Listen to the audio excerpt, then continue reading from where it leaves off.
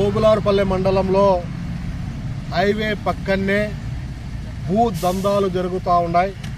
దీనికి సాక్షాత్తు తహసీల్దారు వంతపాడి ఎలక్షన్ సమయంలో ట్రాన్స్ఫర్ అయిపోయే సమయంలో ఈరోజు లక్షలు చేతులు మారి కోట్లు విలువ చేసే భూమిని ఈరోజు అన్యాక్రాంతం చేసుకోవడానికి పట్టాలు ఇవ్వడం జరిగింది.